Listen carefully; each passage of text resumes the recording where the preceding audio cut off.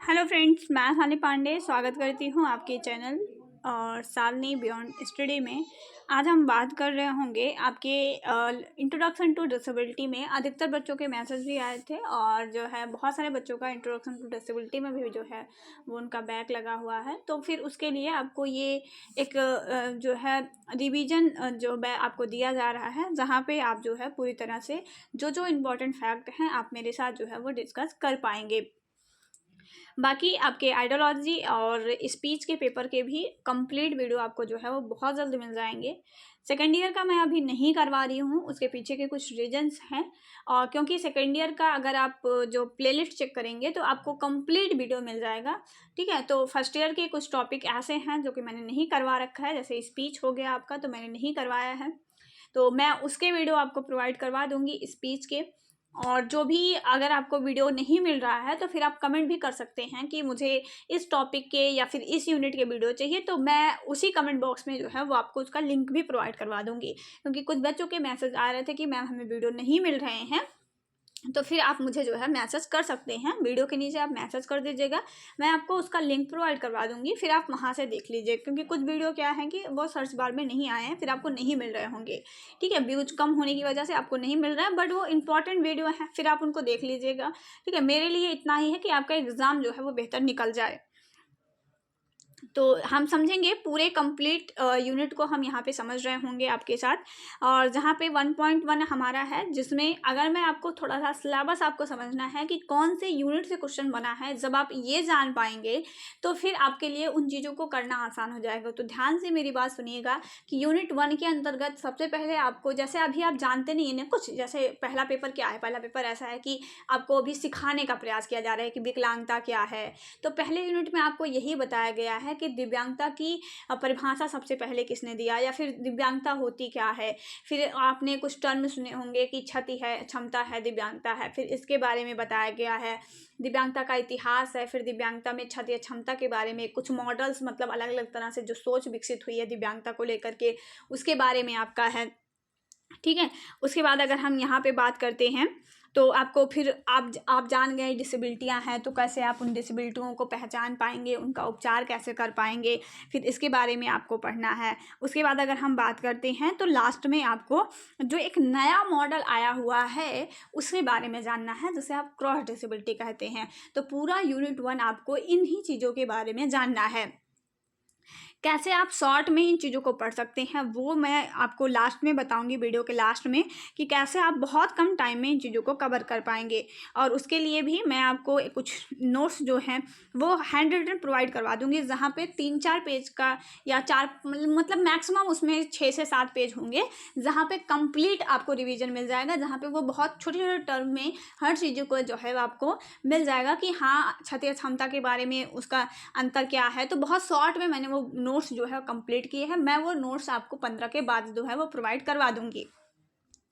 तो विकलांगता के बारे में जानना है, विकलांगता क्या है, तो आप सभी जानते हैं दिव्यांगता की जो सबसे स्वीकार्य परिभाषा दी गई थी वो United nation convention of rights of person with disability के द्वारा दी गई थी। ध्यान रखिएगा, जो दिव्यांगता की सर्वमान्य परिभाषा दी गई है, जिसमें बहुत अच्छे तरह से बताया गया है कि दिव्यांगता क्या है, वो किसके द्वारा दी गई है, तो आप बताएंगे UNCRPD के। फुल फॉर्म जरूर याद रखिएगा, फुल फॉर्म की वीडियो भी मैंने बना दी है, तो आप उन जितने भी इंपॉर्टेंट फुल फॉर्म हैं आप उसको एक बार देख लीजिएगा। इसमें कहा गया था कि अगर कोई व्यक्ति, कोई भी दिव्यांग व्यक्ति है जो लंबी अवधि से शारीरिक, मानसिक और बौद्धिक रूप से जो है वो दोष उसमें है, अगर कोई व्यक्ति ऐसा है जिसमें शारीरिक और मानसिक रूप से दोष लंबे समय तक विद्यमान रहता है, जो उसके डेली लाइफ की चीज़ों को प्रभावित कर रही हो, तो उसको हम कहेंगे कि वो क्या है, दिव्यांग है। तो ऐसे शॉर्ट में आप याद रख सकते हैं कि कोई भी ऐसा दोष जो किसी व्यक्ति को एक लंबे समय तक मतलब जो है प्रभावित कर रही हो, और वो उसी दोष के कारण व्यक्ति के अपने डेली लाइफ के क्रियाकलाप को करने में व्यक्ति को प्रॉब्लम हो, तो वो दिव्यांग हो जाएगा। ध्यान दीजिएगा, लंबे अवधि की बात की गई है। ठीक है, ऐसे ऐसा नहीं है कि किसी का आज पैर टूट गया है तो वो दिव्यांग हो जाएगा, नहीं। वो आज भले ही जो है परेशानियों का सामना कर रहा है, बट वो दिव्यांग नहीं है, क्योंकि एक टाइम के बाद 6 महीने के बाद, 7 महीने के बाद वो फिर से अपने पैरों पर खड़ा हो जाएगा, तो वो दिव्यांग नहीं कहलाएंगे। जब अगर वो लंबे समय तक हो जाए कि पैर टूटने की वजह से या पैर में खराबी की वजह से वो बिल्कुल अब नहीं चल पा रहा है और वो बहुत लंबे समय तक जो है वो एक लंबी प्रक्रिया को फॉलो कर रहा है, तो उसको हम कहेंगे वो दिव्यांग है। तो ये छोटे छोटे टर्म हैं, आपको ध्यान रखना है। अब हम राष्ट्रीय परिप्रेक्ष्य में बात करते हैं। तो देखिए, राष्ट्रीय परिप्रेक्ष्य में सबसे पहले ये जानिए कि ये जो दिव्यांगता वर्ड है ये आज का कोई नया वर्ड नहीं है, बहुत पहले से ही जो है आपको इसके जो है इसके सबूत देखने के, इसके उदाहरण देखने को मिल जाएंगे। जैसे आपने देखा होगा कि जो मंथरा थी कैकेयी की, ठीक है, एक दासी थी मंथरा, जो कि रामायण काल की घटना है। तो क्या होता है कि उसमें भी आपको दिव्यांगता के लक्षण देखने को मिलते हैं। ऐसे ही अगर हम बात करते हैं तो पतंजलि का जो योग सूत्र है उसमें भी मानसिक मंद बच्चों के बारे में, उनकी चिकित्साओं के बारे में बात की गई है। इसमें अगर हम सबसे इम्पोर्टेंट बात करते हैं तो इसमें एक चीज़ आपसे पूछी जाती है, वो ये है कि वो आपसे पूछते हैं कि विशेष शिक्षा की सबसे पहली पुस्तक कौन थी। तो आप बताएंगे कि जो विष्णु शर्मा की पंचतंत्र है ये विशेष शिक्षा की सबसे पहली पुस्तक थी। तो ये आपको ध्यान रखना है। उसके बाद इसमें हम बात करते हैं, कुछ और टर्म हैं जो कि आपको याद रखना है। जैसे 1883 में बधिरों के लिए, मतलब जो बधिर का मतलब यहाँ से श्रवणबाधिता से है, इतना तो आप सभी जानते हैं। और 1883 में जो है वो श्रवणबाधितों के लिए, 1887 में अमृतसर में दृष्टिबाधितों के लिए, और 1941 में मानसिक मंद बच्चों के लिए बॉम्बे में। तो ये 3 विद्यालयों के बारे में आपको ध्यान रखना है, किस सन में खोला गया था, कहाँ खोला गया था, किस डिसेबिलिटी वाले बच्चों के लिए है। उसके बाद अलग अलग तरह से आपके अधिनियम आते हैं, अलग अलग तरह की नीतियां बनाई जाती हैं इन बच्चों के लिए, ताकि इन बच्चों का विकास किया जाए। जिसमें सबसे पहले राष्ट्रीय स्तर पर आपकी नीति आती है कोठारी आयोग। ध्यान दीजिएगा, कोठारी आयोग आपका एक ऐसा आयोग था जो दिव्यांग और स्पेशल दोनों बच्चों की बात करता था, मतलब एजुकेशन को बेहतर से बेहतर बनाने की बात करता था। 1944-66 हम कहते हैं कि ये आया हुआ था, जिसमें दिव्यांग बच्चों को एक बेहतर एजुकेशन देने की बात की गई थी। एकीकृत शिक्षा की बात इसमें की गई थी। ध्यान दीजिएगा, एकीकृत की बात की गई थी। आपको मैंने बहुत सारे वीडियो में बता रखा है एकीकृत क्या है और समावेशी क्या है। एक बार आप नीचे कमेंट करके बताइएगा कि एकीकृत और समावेशी में आपके हिसाब से क्या अंतर होता है। उसके बाद राष्ट्रीय शिक्षा नीति आती है 1968, और 2 बार राष्ट्रीय शिक्षा नीति आती है। अभी तो फिलहाल तीसरी राष्ट्रीय शिक्षा नीति चल रही है जो 2020 में आई हुई है, ठीक है। तो राष्ट्रीय शिक्षा नीति में भी बात की गई थी आपकी कि ऐसे बच्चों को जो है समानता का जो बुनियादी मुद्दा है वो जो है हम बात करते हैं, अब वो आगे लाया जाए, मतलब सभी को समान अवसर दिया जाए, किसी को पीछे ना छोड़ा जाए, और एकीकृत शिक्षा के माध्यम से सभी को जो है वो शिक्षा प्रदान की जाए। ध्यान दीजिएगा, अभी आप जो पढ़ रहे हैं इसमें एकीकृत शिक्षा की ही बात कर रही है।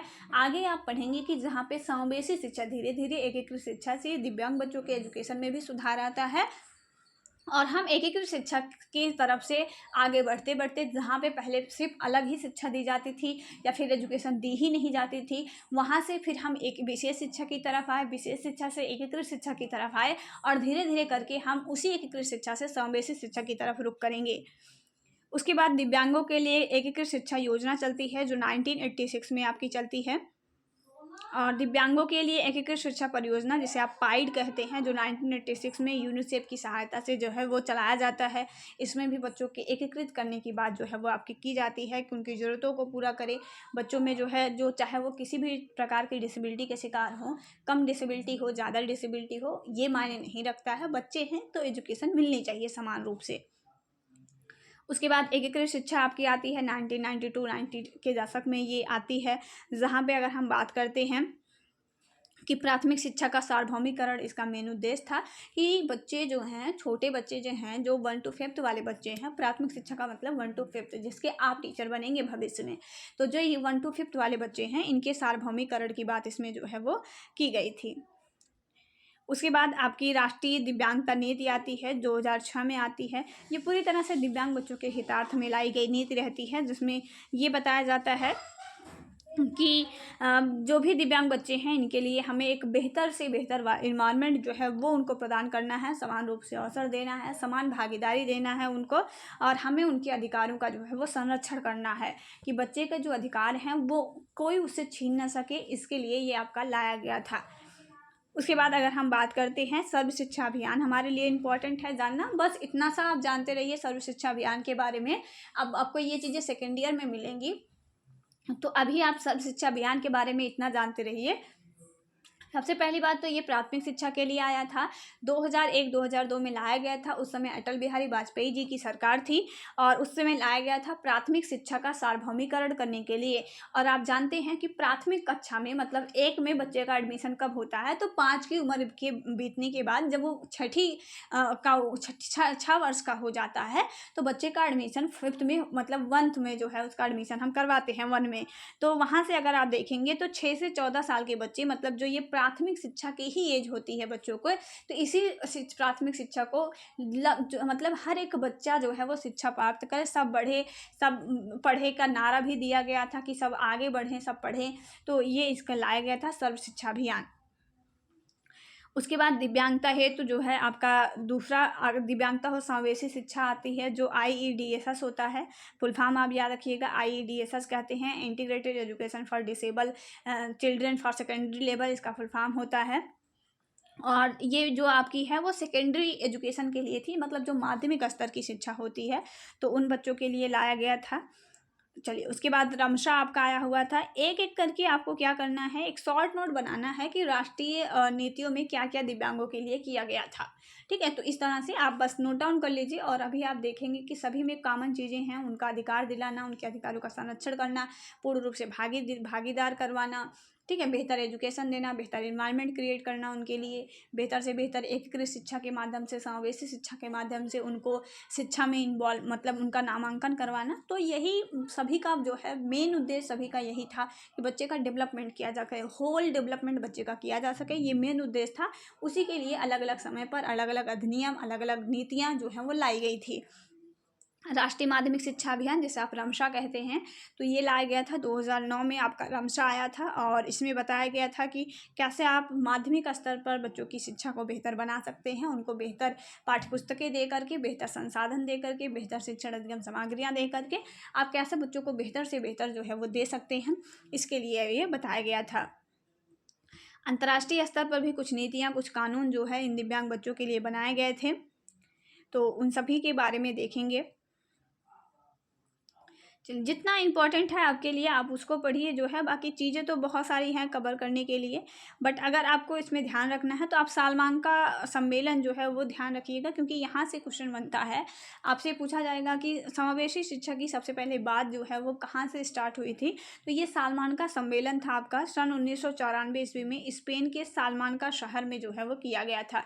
स्पेन का एक शहर है सालमान का, तो उसी में 1994 में विशेष आवश्यकता शिक्षण पर विश्व सम्मेलन ये इसका विषय था। तो इसी विषय को लेकर के एक आयोजन जो है वो किया गया था, यूनेस्को एवं स्पेन की सरकार ने जो है मिलकर के ये किया था। इस सम्मेलन में 92 देशों के सरकारी प्रतिनिधियों ने और बहुत सारे अंतर्राष्ट्रीय संस्थानों ने जो है इसमें भाग लिया था और मुख्य रूप से समावेशी शिक्षा की चर्चा जो है इसमें हुई थी कि कैसे हम बच्चों को समावेशी शिक्षा दी जा सकते हैं और कैसे हमें बच्चे का सार्वभौमिकरण करके जो है समावेशी शिक्षा की तरफ बच्चों को करना चाहिए।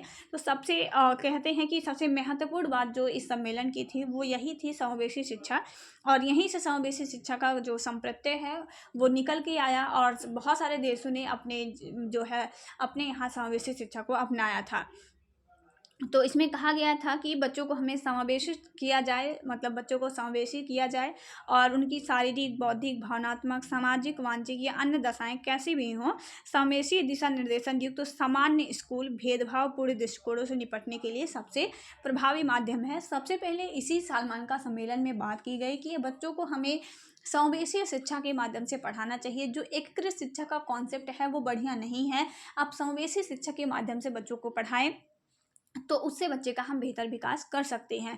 ध्यान दीजिएगा, मैंने आपको बताया था कि अभी तक जितनी शिक्षा नीतियाँ आई हुई थी वो सभी की सभी ये कह रही थी कि एकीकृत शिक्षा के माध्यम से बच्चों का बेहतर विकास किया जा सकता है। लेकिन जब ये सालमान का सम्मेलन 1994 में हुआ, विशेष शिक्षा के लिए, विशेष आवश्यकता वाले बच्चों के लिए विश्व सम्मेलन, इसका जो थीम था, मतलब इसका मेन विषय यही था और इसमें बहुत सारे देशों ने, बहुत सारे मतलब देश के प्रतिनिधियों ने, बहुत सारे अंतर्राष्ट्रीय संस्थानों ने इसमें भाग लिया था और इसमें ये कहा गया था कि कैसे हम समावेशी शिक्षा को जो है वो बेहतर बना सकते हैं, इसके लिए क्या क्या नीतियाँ हो सकती हैं, उन सभी के बारे में इसमें चर्चा की गई थी। और इसी के बाद बहुत बड़े स्तर पर जो है वो समावेशी शिक्षा अलग अलग देशों ने जो है वो अपना लिया था। तो ये आपका महत्वपूर्ण है, आप इसको ध्यान रखिएगा। तो इस तरह से समावेशी मतलब जो भी दिव्यांग बच्चों का विकास था, जो पहले बहुत कम उनको अधिकार दिए जा रहे थे, बहुत कम एजुकेशन दी जा रही थी, उनसे लेकर के बच्चों को पूरी तरह से हर एक तरह के क्षेत्र में उनको जो है सपोर्ट और उनका जो है सहयोग जो है वो अब लिया जाता है। तो इस तरीके से बच्चों का धीरे धीरे जो है दिव्यांग बच्चों का भी विकास जो है वो हुआ है। तो ये आपको ध्यान रखना है, इतनी चीज़ें जो मैंने आपको बताया था। ठीक है, तो ये आप ध्यान रखिएगा। अब हम आगे बढ़ेंगे जिसमें हम विकलांगता के मॉडल पढ़ेंगे। मैं बहुत शॉर्ट में आपको इन सभी मॉडलों का मतलब बता देती हूँ, बाकी थ्योरी लिखा गया है, आप वहाँ से कवर करिएगा। सबसे पहले नैदानिक या धार्मिक मॉडल। तो धार्मिक मॉडल में ऐसा था कि जो भी पहले देखिए धीरे धीरे क्या होता है, लोगों की सोच में भी परिवर्तन आता है। जब वो किसी दिव्यांग बच्चों को आगे बढ़ता देखते हैं, तो कोई उनके घर में भी दिव्यांग है तो उसको भी वो आगे बढ़ाना चाहते हैं। तो इस तरह से धीरे धीरे जो है अलग अलग तरह के जो नीतियाँ आई, शिक्षा की जो नीतियाँ आई हैं, तो उन सब से क्या हुआ, लोगों के दृष्टिकोण में भी बदलाव आया है कि नहीं, बच्चा भी पढ़ सकता है, उसको अगर एक बेहतर इन्वायरमेंट दिया जाए तो वो कर सकता है। तो धीरे धीरे ये सारी सोच जो है वो बदल के आई। सबसे पहले की सोच क्या थी, तो वो धार्मिक मॉडल था।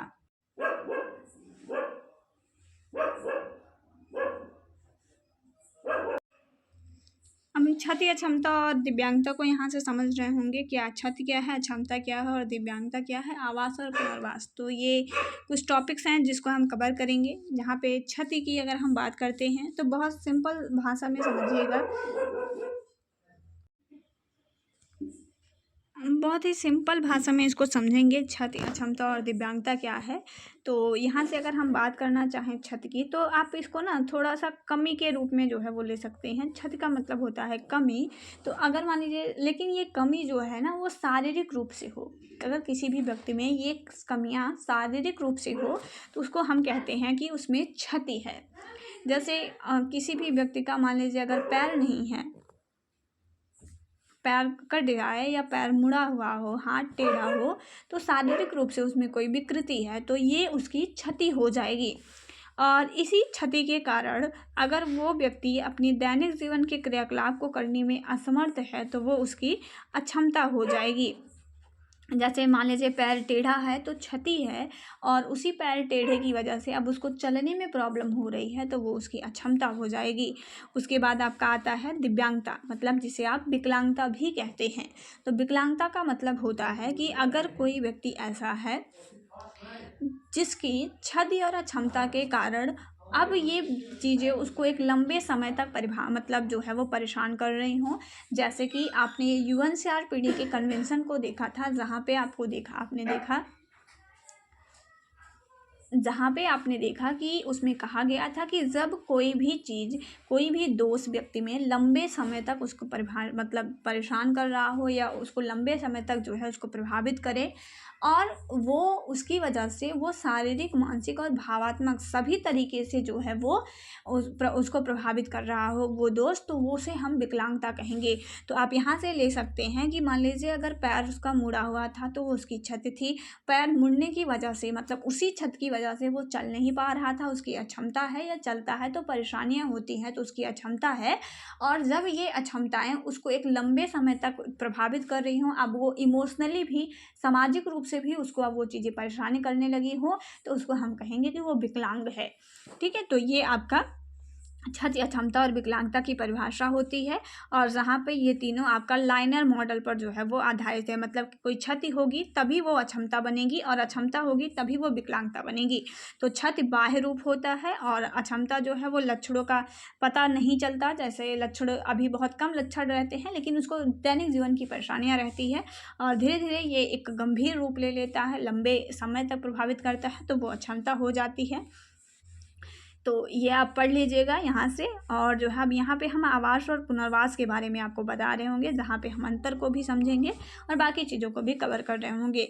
आवास और पुनर्वास, लगभग ये जो आवास वर्ड, पुनर्वास वर्ड होता है, ये जनरली हर क्षेत्र के लिए यूज कर लेते हैं, बट आवास वर्ड को हम जनरली विकलांगता के क्षेत्र में यूज करते हैं। आवाज़ का मतलब होता है कि किसी भी बच्चे के अंदर कोई नई एबिलिटी को मतलब डेवलप कर देना, नई एबिलिटी। ठीक है, ध्यान दीजिएगा, कोई नई योग्यता बच्चे के अंदर डेवलप कर देना। जैसे मान लीजिए मुझे आर्ट नहीं आता है, अब मैं कोई ट्रेनर रख लूँ, मतलब कोई भी टीचर्स ले लूँ, टीचर की मदद से मैं आर्ट को बनाना सीखूँ और अपने अंदर उस आर्ट की एबिलिटी को डेवलप कर लूँ, तो इसका मतलब है मैं आवाज़ करवा रही हूँ अपना। ठीक है। और पुनर्वास का मतलब होता है कि जो चीज़ें बच्चे के अंदर पहले से विद्यमान है, जैसे अगर मैं आपसे बात करूं कि अगर कोई भी ऐसी चीज़ जो आप पहले जानते थे, कोई भी व्यक्ति जो मान लीजिए कोई भी चीज़ उसको पहले आती थी, लेकिन आज वो किसी दिव्यांगता की वजह से, किसी बीमारी की वजह से वो चीज़ें वो नहीं कर पा रहा है, तो फिर उसको वो चीज़ें दोबारा से उसके अंदर डेवलप करवा देना, ये आपका पुनर्वास कहलाता है। आइए इन सब टर्म के माध्यम से हम बहुत अच्छे से इसमें अंतर कर रहे होंगे। तो पुनर्वास होता है अक्षमता या दुर्बलता वाले किसी व्यक्ति की मदद करना। वहीं पे आवाज़ का मतलब होता है कि ऐसे व्यक्ति, मतलब जो भी विकलांगता के साथ पैदा हुए व्यक्ति की मदद करना चाहिए। यह उन विकासों को संदर्भित करता है जिनका कभी अस्तित्व में नहीं थी। मतलब जो आपकी आवाज़ होती है वो ऐसे गुणों को डेवलप करती है बच्चे के अंदर जो उसके अंदर नहीं होती है, जबकि जो पुनर्वास होता है वो बस एक सपोर्ट होता है। ठीक है, एक सपोर्ट होता है ताकि बच्चा थोड़ा सा आगे बढ़ सके। यह क्षमताओं को बहाल करने को दर्शाता है। बहाल करने का मतलब क्या है? क्षमताओं को बहाल करना। इसका मतलब है क्षमताएं जो पहले थी, आज वो किसी कारण से अगर उस प्रभावित हो रही हैं, तो उसको जो है दोबारा से बच्चे के अंदर डेवलप करना।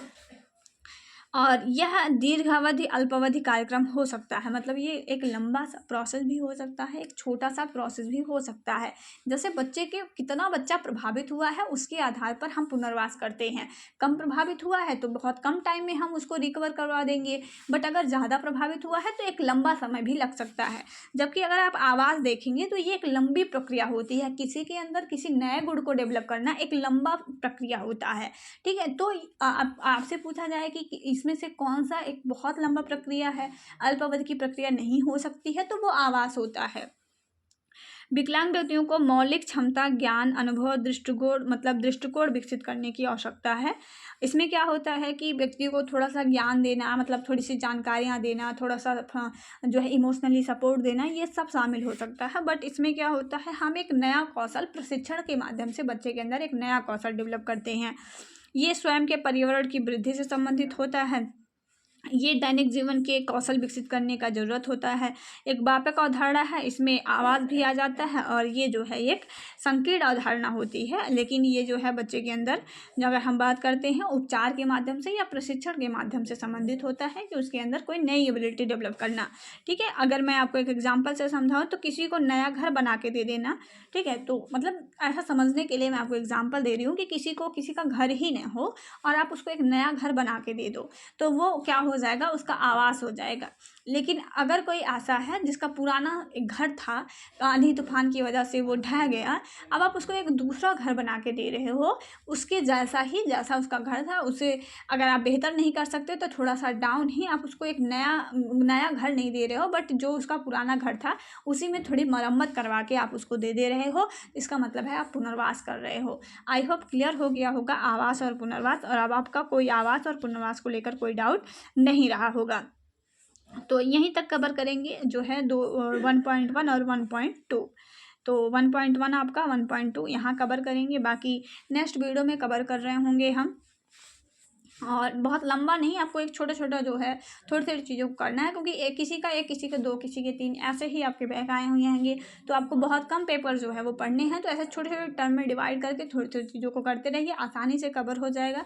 प्रीवियस ईयर पेपर को लगाना ना भूलिएगा। प्रीवियस ईयर पेपर के जो क्वेश्चन हैं उसको नोट डाउन कर लीजिए, उन्हीं को सॉल्व करिए, और जहाँ पर भी आपको लगे कि आप नहीं कर पा रहे हो या आप नहीं लिख पा रहे हो, तो फिर वहाँ से आप ऐसे वीडियो देख करके फिर आप कर सकते हो।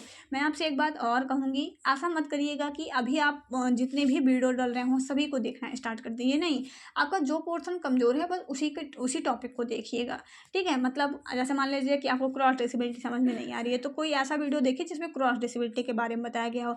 अगर आप पूरा करना स्टार्ट कर देंगे ना कि मतलब 1.1 पूरा मैं अभी फिर से दोबारा से पढ़ूँ उसको, तो वो आपको प्रॉब्लम कर देगा। अभी आप प्रीवियस ईयर पेपर लीजिए, उसको सॉल्व करिए, और आपको लग रहा है कि ये टॉपिक मेरे को समझ में नहीं आ रहा है या फिर मैं नहीं लिख पा रहा हूँ इस टॉपिक पे कुछ भी बातें, तो फिर आप वहाँ से नोट्स से या फिर वीडियो से, जैसे भी आप कर सकते हो, फिर आप वहाँ से कर लिए। तो ये एक बेहतर तरीका होगा और कम समय में आप बेहतर तरीके से अपनी तैयारी कर पाओगे। समय तो कम ही है, तो ऐसे ही आप कर पाओगे। बाकी जो भी पोर्शन आपका कमज़ोर हो आप नीचे कमेंट कर दीजिएगा। जितना भी मेरे पास टाइम रहेगा और जैसा भी मैं आपकी मदद कर पाऊँगी उस हिसाब से मैं आपके लिए कर दूँगी। और वीडियो पसंद आए तो लाइक शेयर कर दीजिएगा, ये तो आपका काम ही है, तो आप बिना करे मत जाइएगा। बाकी आपकी इच्छा, जैसी आपकी इच्छा हो आप उस हिसाब से करिएगा। जय हिंद, वंदे मातरम।